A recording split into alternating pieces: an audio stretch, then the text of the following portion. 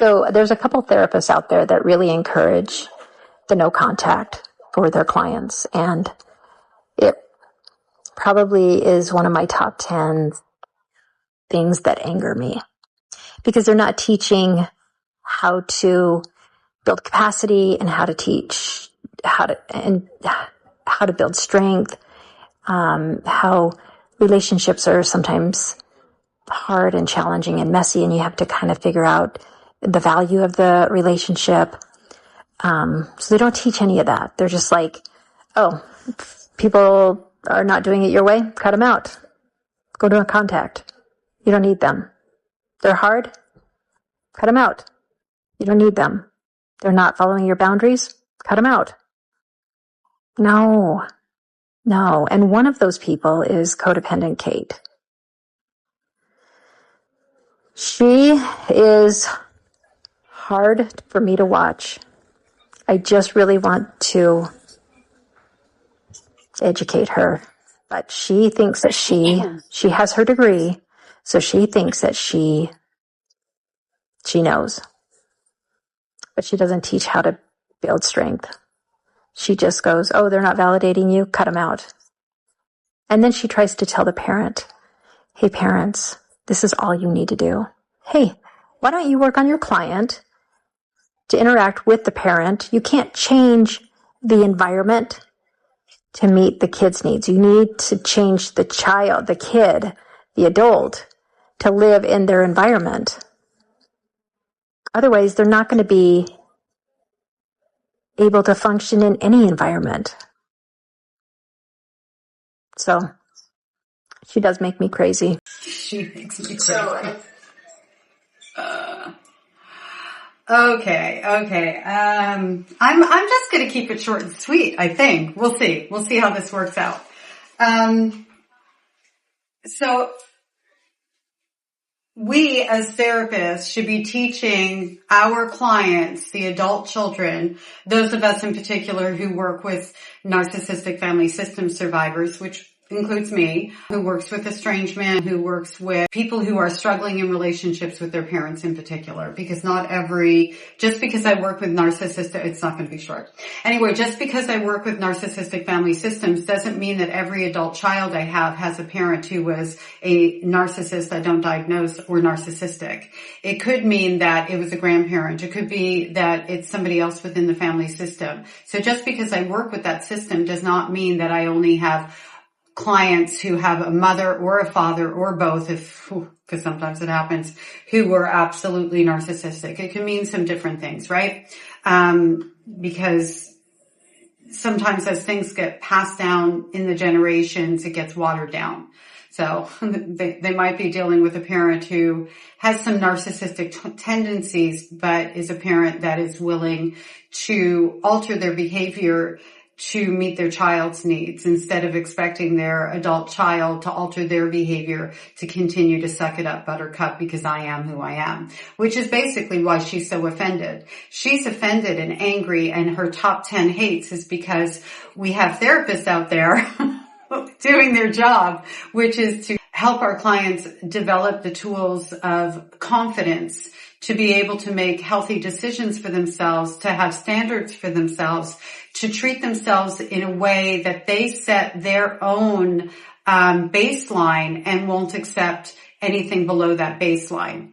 So me personally, the way that I like to help my clients develop tools is teaching them to figure out what is acceptable for them in a relationship and what isn't. And whatever is or isn't, that's in their perspective. That's their choice. That isn't for me to tell them what they should accept or not accept.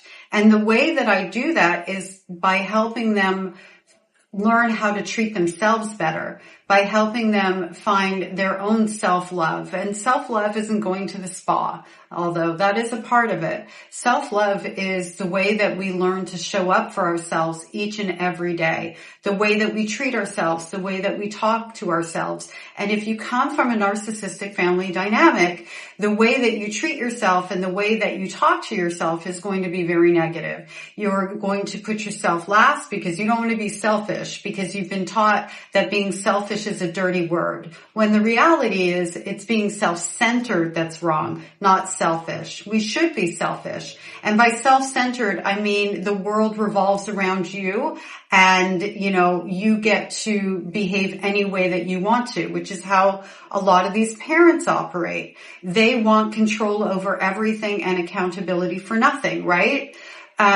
Teaching a client that they can trust their feelings and that their feelings are valid. Yes, validating them. Teaching them to understand that if they're questioning something, there's probably more likely than not, a really good reason, and they have a right to take a step back and figure out what they're questioning. Children who are raised in a narcissistic family dynamic are often neglected. And they're taught that they don't deserve to ask for help, to be seen, to be cared for. And so because they're taught that through this role modeling, they put everybody else in front of them. They're learning how to manipulate to get their needs met to survive. And as a result of that, many of them become people pleasers and fawns. And then we hit adulthood and we don't even know what we like because we've been echoing everybody around us for such a long time. And then comes along a therapist and a client, and they go through all the things and start working on those things. And then the adult child is growing and, oh, you changed. Because now that adult child is going, when you speak to me that way, it's not okay. And I'm not going to engage in that. That adult child has learned to set internal boundaries and walk away from what does not serve them. And understand that there are plenty of people in this world who know how to be kind, who know how to respect boundaries, who will show up the way that you're showing up. And so, of course, she's very offended by any therapist who's teaching an adult child that they have a right to expect that their parents, if they want to be in a relationship with them, would adjust their behaviors to meet their needs, to meet their standard. What? Of just being respectful? Of maybe treating their adult child the way they treat all the other people in the world? Because we know this isn't who they are. This whole thing, I made a video the other day of BS I'm not buying anymore. This whole thing of this is who I am and I shouldn't have to adjust my behavior for my adult child. They know this is who I am. This is who I've always been. If that's true, then you would be that way to everybody. And I said the other day, that would mean you would have nobody. You just feel that you're entitled to be this way in this relationship because you've always been in control of this relationship. So, as far as codependent Kate goes, because I've been sent her video about slavery about 1,000 times. Not 1,000 times, I'm exaggerating. I don't know why. Anyway, I don't know if I'm going to touch that yet or not. I understand exactly what she was saying. I just think that the comparison to something like that is not appropriate.